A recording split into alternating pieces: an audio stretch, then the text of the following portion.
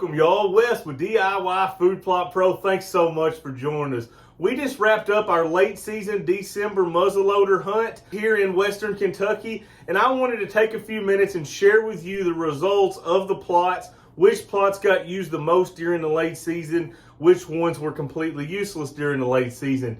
If you don't know, my name's Wes. I run the channel DIY Food Plot Pro. I've got an agronomy degree, which is plant and soil science, and I also farm for a living. I plant a lot of food plots on the channel, showing others how to do that, taking them along with me as I plant the food plots on the 1,800 acres. During the late season, the acorns were still very much in play, but the deer had definitely backed off of them. If you remember from my earlier update back in November, the deer largely used acorns during that time of the year, followed quickly by clover and brassicas. The standing corn, the standing beans, the cereal grains were very much hit and miss. Very little use out of them during the November rut hunt, which is our rifle season. I fully expected a lot of the plots that were not as good in the earlier November season to really come alive during that December season. As we all know, once the rut gets over, the bucks are really run down and they're looking for quality food sources. And that's a really good time to target whitetails in West Kentucky, is that December season. If you have the food, you're gonna have the deer. If you don't have the food, you are in very, very tough circumstances, in my opinion. I have hunted that way many a times, not with the food, and other than a fawn doe coming in heat, you have very low chances of killing a mature buck during that time of the year without food. So I was kind of excited because the food plots were really a letdown during the rifle season, and I wanted to see if these food plots would really pick back up during this December muzzleloader season like they typically do. Typically, December for us is our time to target specific deer. So what I did is I ran the cameras all rifle season long, and then I went back to all the farms and I pulled all the cards and I looked through the cameras to see what bucks that were around the last day or two of rifle, or even better, had made it through the rifle season. I was able to key in on several different shooter bucks that we wanted to target during the December muzzleloader season. All of these bucks were utilizing my food sources. Every single one of them was. So that made this goal a whole lot easier. I'm already set up on these plots. I don't have to go in, move a bunch of things around. I was already set up expecting these whitetails to be in here in December. I had 5 guys in camp. One of my guys had to leave a little bit early, so I had 4 hunters in camp. The first couple days kind of came and went, and everything was pretty much true to the late season muzzleloader. The mornings were on the slow side, and the evenings from 3 o'clock until dark were just jam up, deer piling into all those food plots. So a couple days had kind of come and gone. I was driving to the farm to pick up one of my hunters, and one of the hunters calls. He says, "Hey, a big 8 just came out in the field. I shot him. I killed him. He ran into the woods, but I'm sure he's down." Like, perfect. Okay, once I get this other hunter, I'll be down there to get you. It's about 5 minutes left of shooting hours, so I'm pulled back about a half a mile from the farm, and I hear boom.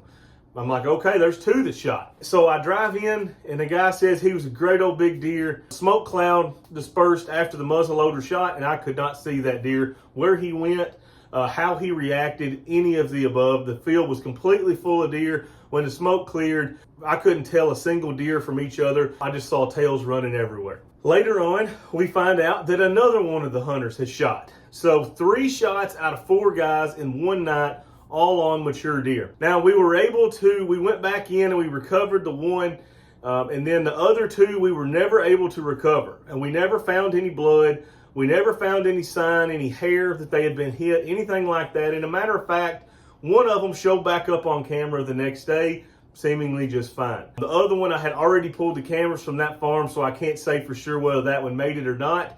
But we found 0 blood, 0 hair, 0 indication whatsoever that deer was hit. And we searched for many, many hours looking, scouring through the woods, scouring through the creeks, through the fields, looking for that whitetail, and we finally came to the conclusion that those were both misses. Let's get down to why you watch this video. What food plots were the most beneficial during this season? As I said earlier, I expected the November rut hunt, since it was very slow on the food plots, I expected some of those to pick up, and they did. They absolutely did not disappoint. Coming in at first, I would say, was the standing corn. The standing corn was very, very solid. We had a lot of deer piling into that standing corn, especially on those 2 or 3 cooler nights that we had. And I expect more deer to show up on those as temperatures continue to drop. We had 2 days where the lows were in the low 20s. Then after that, we went right back to the high 50s again.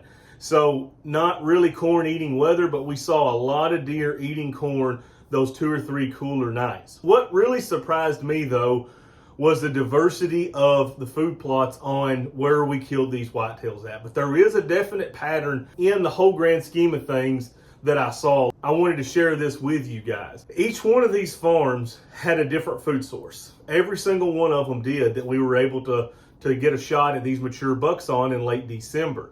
The difference was these food plots that were there were not found in that area anywhere else. So let me back up. Let me explain. The Big 8, he was showing up in standing corn. The surrounding farms were all harvested soybean fields. There is a lot of cereal grain grown around that area, some turnips. That was the only corn in that area. Okay, so that made a huge impact on that whitetail. The second farm was a soybean farm, a cut soybean field, but we had cereal rye on it. And as far as to my knowledge, there was no winter wheat and no cereal rye around that farm in any direction. That food source stood out to those whitetails and brought them in. And I'm shocked about this because the farm north of that farm, it's a big farm, 350 acres. It's a harvested cornfield. There's no wheat on it, but it's a harvested cornfield. So I expected a lot of deer to be utilizing that field and not utilizing the cut soybean field with cereal rye planted in it. But it was really right the opposite. We were seeing 40 to 50 deer every day going into this farm. The whitetails were really using that farm good, and that cereal rye was right in the center of it. The other farm was a harvested cornfield that they had plowed under and disc under. My food plot was winter wheat. Once again, you drive around that farm and you see no winter wheat in that area. The food source that was different from everybody else, it was a preferred food source, but was not found in large quantities, was the key to bringing those whitetails into those areas. That's why a lot of times I speak on diversity on the channel. Diversity is so key in this whole thing. And if you can get something that your neighbors don't have, you can expect to see an awful lot of deer if that is the preferred food source in your area, as was the case with all of these. This is the time of year when your food plots really start standing out. Not to say that during the November season it's not typically good over food plots, but this year in November was really tough on us. But during the December hunt, when all these deer are going to food, that's what's on their mind. This is when you key in on those food plots and when your work really comes to fruition. When you can harvest those deer off those plots that you planted, as we did during the December muzzleloader hunt. So it was a really good hunt, really successful hunt. Excited for the results. I wish we could have bagged those other 2 giants and had 3 out of 4 guys killed in one night in the pickup truck. That would have been a really neat picture, especially with all 3 of them being solid bucks. That would have just been amazing. But sometimes it doesn't always work that way. So some of the plots that were better during the rifle season, the clover, the brassicas, we saw much less activity on it. And I'm not surprised on the clover, but the brassicas surprised me. I expected a lot more keying in and eating on those brassicas during the late season. And maybe it wasn't cold enough for those whitetails to really get into those brassicas, but I was really surprised that we didn't see more activity on the brassica plot. The farm that was the standing corn farm had brassicas on it. We were also hunting another brassica plot. We were seeing a lot of deer. We just weren't seeing those big mature bucks that I was hoping to see in that brassica plot. But it was overall, it was a good season. We learned a lot from the food plots. I'm proud they were here. I am 100% confident without those food plots, we would have not had the success that we had in this late season December muzzleloader hunt. So thank you guys for watching. I really appreciate it. Smash that like and subscribe button if you hadn't already.